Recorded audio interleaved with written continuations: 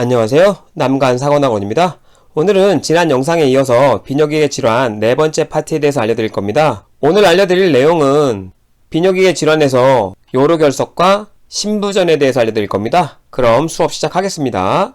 비뇨기계 질환 첫 번째 요로결석에 대해서 알려드리면 이름처럼 요로계, 비뇨계죠. 비뇨계통에 결석이 생기는 질환을 의미합니다.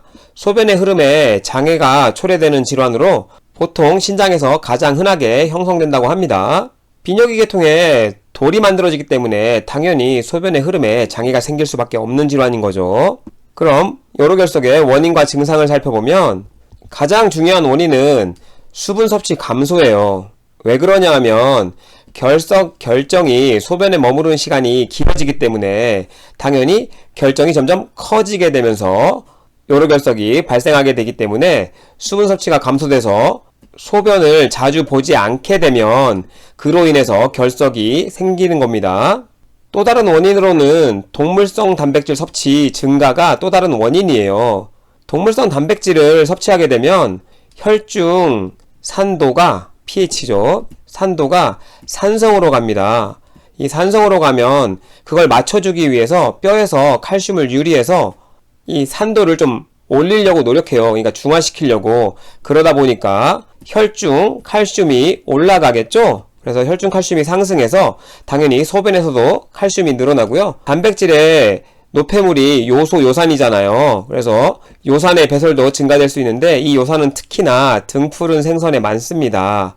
그래서 등푸른 생선에 많은 이 요산을 많이 섭취하게 되면 당연히 요산이 증가하겠죠. 요 두 가지들이 보통 요로결석을 생성시키는 원인이 되기 때문에 이 두 가지가 증가하면 요로결석의 위험이 증가하게 되는 거죠. 그리고 여러분 시험에 요산 증가가 관련해서 시험에 나왔던 적은 딱 한 번 있던 게 있어요. 뭐냐 하면 통풍이에요. 통풍이라고 들어보셨죠? 체내 요산이 증가해서 통풍 결절이 생겨서 엄청난 통증을 초래하는 질환이 통풍입니다. 바람만 스쳐도 아프다고 해서 통풍이란 이름이 붙여진 건데 쉽게 엄지발가락 주변에 그 결절이 많이 생긴다고 하는 질환이긴 한데 아주 오래전에 여러분 시험에 나왔던 거지 최근엔 나오지 않기 때문에 이 정도만 설명드리고 넘어가고 혹시나 통풍이 있는 분들은 그래서 단백질 섭취를 좀 줄여야 되고요. 특히나 등푸른 생선 그리고 맥주 같은 거 조심해야 된다고 합니다.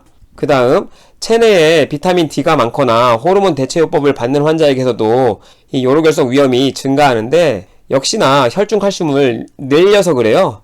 여러분 시험에는 나왔던 적은 없기 때문에 그냥 그렇게만 알고 계셔도 상관없을 것 같습니다. 그러면 요로결석은 어디에 많이 생기느냐? 아까도 설명드렸지만 신장에서 가장 결석이 흔하게 일어나요.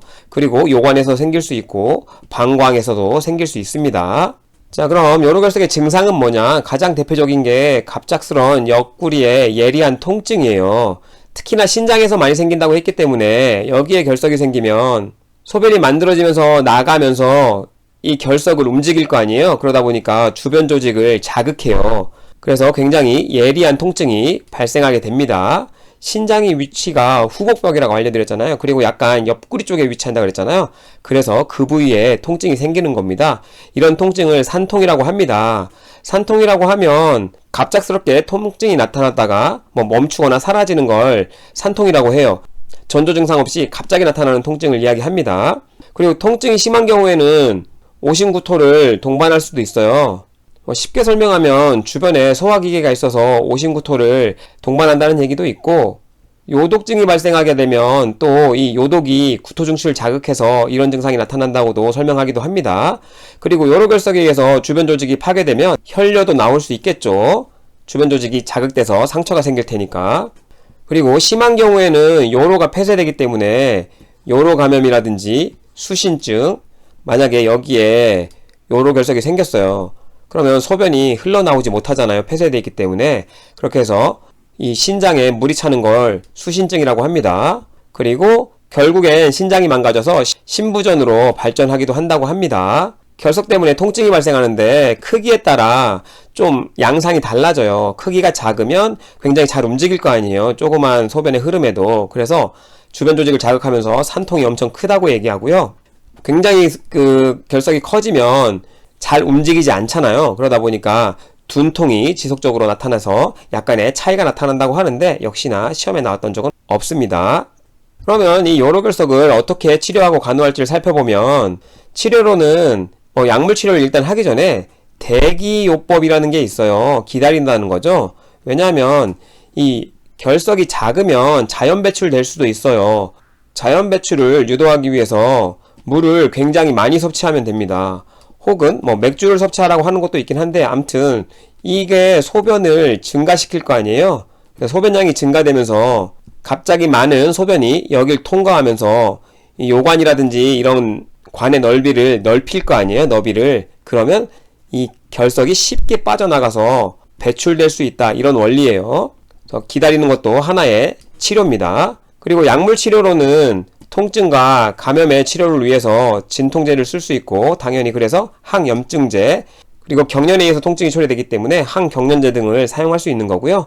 그리고 결석용해요법이라고 해서 먹는 약, 신장내로 투여해서 결석을 녹이는 약도 있습니다. 그래서 여러분이 증상을 알았으면 그에 따른 치료가 있는 거예요. 그리고 결석이 만들어졌으니까 녹이면 되는 거고요. 그 다음 체외 충격파 쇠석술, 요관경화 배석술, 경피적 신쇠석술, 복강경 및 개복수술, 이 둘 다 어쨌거나 열어서 요로결석을 제거한다는 거고요. 나머지는 어떤 거냐면 이런 기계가 있어요. 체외 충격파 쇠석술 하는 기계인데, 체외에서 이런 충격파로 이 결석을 깨부시는 거예요. 자잘하게. 그러면 쉽게 빠져나올 수 있겠죠. 이게 체외 충격파 쇠석술이고요. 요관경화 배석술은 말처럼 요관경을 집어넣는 거예요, 이 안에. 그렇게 해서 이 결석을 제거하는 걸 요관경하 배석술이라고 하는 거고요.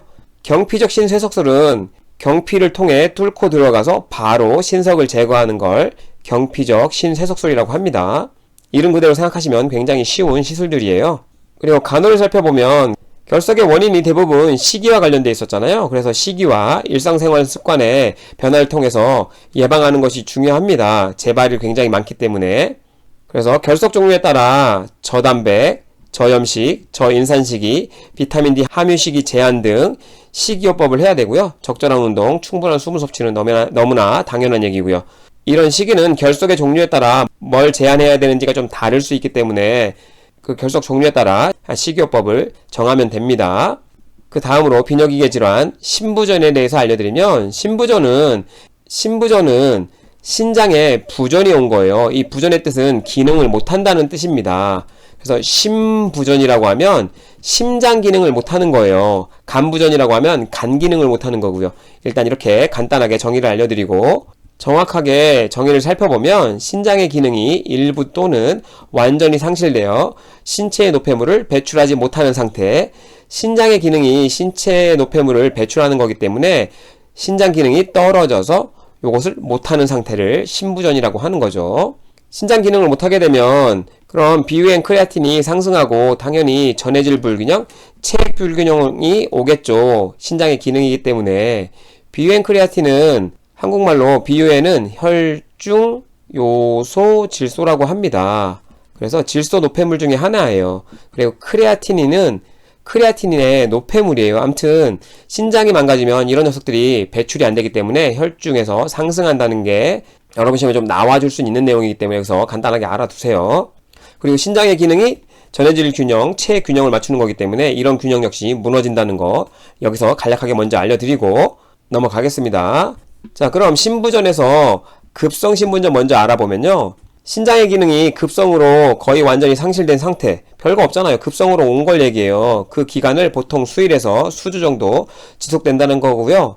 당연히 급성은 나중에는 회복한다는 얘기잖아요. 그래서 회복 가능성이 있다는 거, 그 중에 5% 정도에서는 만성신부전으로 발전할 수 있다고 합니다. 원인을 살펴보면 신장 전의 문제로 온다고 해서 전신성 요인을 먼저 얘기할게요. 그리고 신장 문제로 온다고 해서 추후 알려드리겠지만 신내성, 이런 식의 기준으로 요인을 나누기도 합니다. 그래서 전신성 요인 먼저 알려드리면 전신적 혈류량, 그러니까 신장에 오기 전 혈류량의 문제로 인해서 온다는 거예요. 구토, 설사, 화상, 그리고 심박출량 저하가 오게 되면 신장으로 들어오는 혈류량이 떨어질 거 아니에요. 이렇게 혈류량이 떨어지게 되면 제대로 여과가 이루어지지 못합니다. 그러면 소변이 만들어지지 않겠죠. 그래서 신부전이 오는 겁니다. 다시 한번 보시면 이런 원인들은 저혈량을 초래하고요. 그래서 혈압이 떨어지겠죠. 그러면 소변을 만들어낼 수 있는 압이 제대로 걸리지 않게 되죠. 조금 이따 더 자세하게 설명드리고, 심근경색이나 부정맥이 있으면 심박출량이 저하되겠죠. 그러면 신장으로 가는 혈류량이 줄어들어요. 여과가 역시나 제대로 안 됩니다. 그래서 신부전이 올 수 있는 거예요.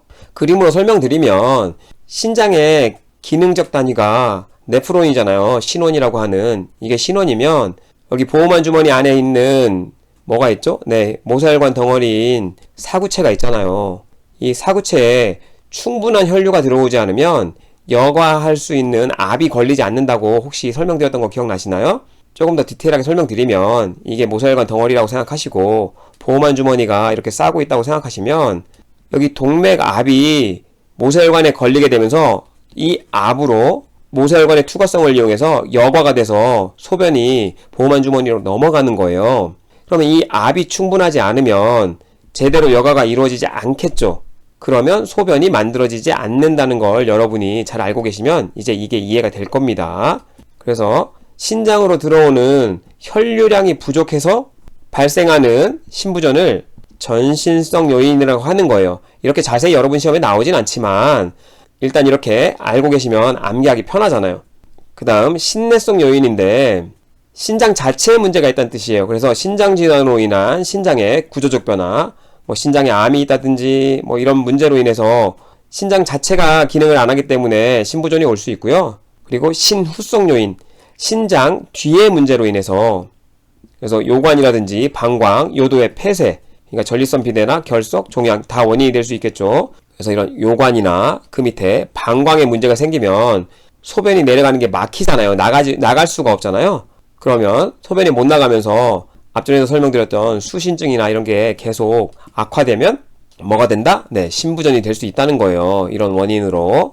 그래서 신장 후의 요인으로 온다고 해서 신후성 요인 이렇게 나누기도 합니다. 세 개로 전신성, 신내성, 신후성으로. 그 다음 증상을 살펴보면 저혈압이 올 수 있겠죠. 저혈압은 원인이 되기도 하고 증상이 되기도 하는 거예요. 그리고 신장이 기능을 못하기 때문에 소변이 만들어지지 않아요. 그러니까 핍뇨, 무뇨가 발생할 수 있고요. 신장 자체에 지금 부전이 발생하면서 열이 날 수도 있다고 하는데 그렇게 흔한 증상은 아니고 소변이 만들어지지 못하기 때문에 부종이 올 수밖에 없습니다. 너무나 당연한 얘기죠. 진단은 소변검사를 통해서 할 수 있어요. 일반 소변검사로. 소변량이 감소돼 있고 혈뇨 등이 보이고 혈액검사로는 소변으로 보통 칼륨이 빠져나가는데 소변이 생성되지 않기 때문에 혈중에 칼륨이 올라가요. 고칼륨혈증이 발생할 수 있고 역시나 인산도 배출되지 않으면서 고인산 혈증 그리고 위에서 설명드렸지만 비의 크레아틴이 당연히 상승할 수 있습니다. 이게 대표적인 증상들이에요. 그래서 이걸로 이 수치들이 증가하면 신부전을 진단할 수 있겠죠. 어느 정도는. 임상적 단계를 살펴보면 신부전은 시작기가 있어요. 이 시작기에는 신부전이 처음 시작하는 시기인 거고 질소누펙물이 어느 정도 축적되기 시작하는데 눈에 띄게 축적되진 않기 때문에 혈액검사로 지금 당장은 잘 나타나지 않아요. 그리고 이 시기는 굉장히 초기 상태이기 때문에 조기 중재로 충분히 신장 기능이 회복 가능하다는 게 이 시작기입니다. 여러분 시험에 나왔던 적은 한 번도 없어요. 이 임상적 단계는. 그래서 간략하게 알려드리고 넘어갑니다. 그리고 소변 감소기, 이제 본격적인 신부전의 증상이 나타나는 시기예요. 핍뇨기가 1, 2주 정도 지속되고 당연히 소변이 배출되지 않았기 때문에 노폐물이 쌓이면서 비엔 크레아티닌이 증가하겠고 신장 기능이 망가져서 대사선 산증이 오고요. 이뇨제 사용에도 반응하지 않는 시기입니다. 그래서 소변 감소기라고 얘기하고요. 그 다음 이뇨기에는 이제 사구체 여과율, 비엔 크레아티닌 이런 수치들이 회복되기 시작하고 소변량이 증가하기에 이뇨기라는 이름을 붙인 거죠. 그래서 소변량 관찰하면서 충분한 수분을 공급해 줘야 합니다. 사구체 여과율이 뭐냐 하면 아까 언급드린 것처럼 이렇게 여과되는 율을 사구체 여과율이라고 이름을 붙인 거예요. 이 여과가 안 되면 소변이 만들어지지 않는다 그랬잖아요. 이 사구체 여과율이 회복된다는 게 여과가 많이 돼서 소변이 만들어진다는 이야기인 거죠. 그 다음 회복기, 이뇨기 이후로는 이제 신장 기능이 대부분 회복되는 시기라고 해서 회복기라고 이름을 붙이게 되는 겁니다. 그럼 이 신부전에 어떤 치료와 간호가 필요한지를 살펴보면 당연히 지금 질병이 있는 상태는 휴식을 하면 좋다고 했잖아요. 그래서 충분한 휴식을 취하고 소변을 배출 못하기 때문에 수분 섭취를 제한하면서 IO 기록을, 그러니까 섭취량, 배설량이죠. 이걸 잘 기록하고 체액 균형을 유지하도록 해야 됩니다. 그리고 신전성 신부전인 경우에는 당연히 원인을 제거해야 되겠죠. 그럼 원인을 제거하기 위해서 수액 공급을 한다든지 수분 제거를 위해서 이뇨제를 사용할 수 있어요. 그리고 전해질 불균형의 경우에는 심정지 위험이 크게 증가합니다. 특히나 고칼륨 혈증이 오면 심정지 위험이 증가해요. 칼륨은 높아도 낮아도 심정지를 일으킵니다. 그래서 전해질 균형에 굉장히 신경을 써야 된다는 거고요. 저단백식을 당연히 제공해야 되겠죠. 단백질의 최종산물이 결국은 어쨌거나 요소, 요산 같은 질소 노폐물이기 때문에 이 녀석들을 줄이기 위해서는 저단백식을 해야 되는 거죠. 신장 상태가 좋지 않으니까 신장을 쉬게 해준다고 생각하시면 돼요. 그리고 감염 발생을 예방하기 위해서 피부를 보호하고 침수적 처치를 최소화해야 된다고 해요. 지금 컨디션이 굉장히 좋지 않기 때문에 감염이 발생하게 되면 만성신부전이나 이런 쪽으로도 발전할 수 있기 때문에 이런 걸 예방하는 게 굉장히 중요해요. 그리고 수분 과잉, 교정되지 않는 고칼륨 혈증, 질소 혈증, 그리고 산독증이 지속되면 신대체요법을 적용할 수 있어요.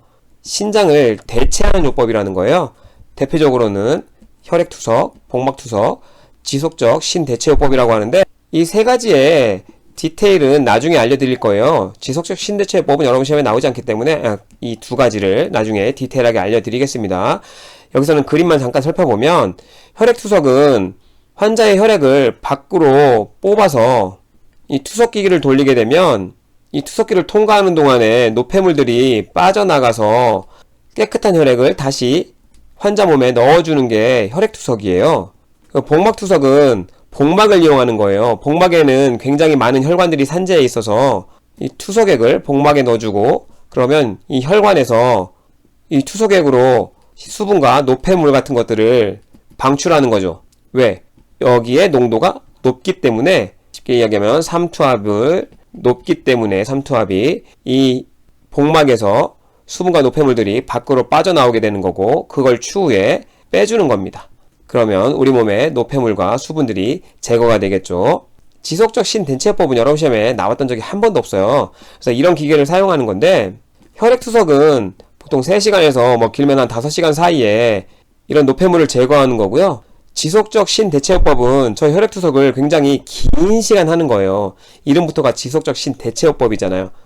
그래서 짧은 시간에 이걸 빼다 보니까 여러가지 혈액의 대사에 문제가 발생할 수 있어요. 특히나 짧은 시간에 굉장히 많은 수분이 빠지다 보니까 혈압이 떨어질 수 있어요. 이런 위험이 있는 반면 이 지속적 신대체요법은 24시간 계속 돌아간다고 생각하셔 보세요. 네, 아까 말씀드린 것처럼 혈압이 떨어질 가능성도 적고 당연히 혈액투석에 비해 부작용이 적겠죠. 그렇게 생각하시면 좀 수월하실 것 같고 여러분 시험에는 혈액투석과 복막투석 정도만 나오기 때문에 이 두 가지를 집중해서 나중에 알려드리도록 하겠습니다. 오늘 제가 준비한 영상은 여기까지입니다. 만성신부전은 다음 영상에서 알려드리도록 하고요. 오늘 수업은 여기까지 하고 시청해주셔서 감사합니다.